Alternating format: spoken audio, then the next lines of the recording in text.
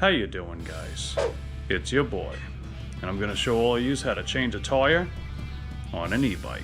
So for this project, you'll need up to 5 tools. The first tool you'll need is an adjustable wrench, that way you can remove the nuts from the axle. If you need to change the rear tire of the e-bike, the second tool you'll need is a fixed wrench, so you can remove the axle from the axle arms. The next tool that you'll need is a tire lever. This allows you to remove the tire from the rim. If the puncture on your inner tube is no more than 1/4 inch, then you can use a sealing kit like this one. It could either be self-adhesive or it could be the rubber cement patches. If the puncture site is larger than 1/4 inch, I recommend just changing out for a new inner tube.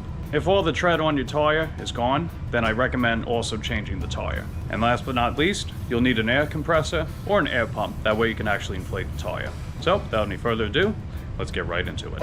The first step is to remove these nuts from the axle using the adjustable wrench. Now we gotta get the other side.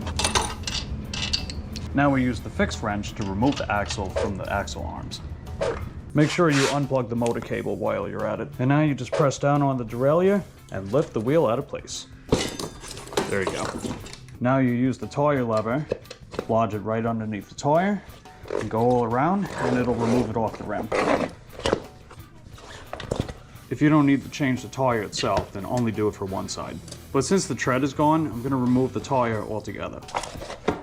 I like to partially inflate these tubes just so it makes it easier to put on. First, you want to get this tire set on one side of the rim. There you go. Just make sure you line up the valve with the valve hole. Then we make sure this side of the tire is also inserted inside the rim. There we go. Now let's get this tire inflated. I advise going for the recommended PSI, and for this tire, it's 20.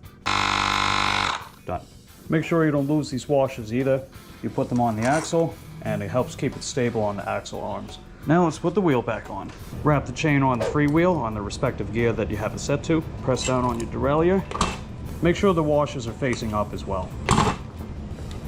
There you go. Use your fixed wrench and crank the axle counterclockwise. Now we just screw the nuts back on the axle.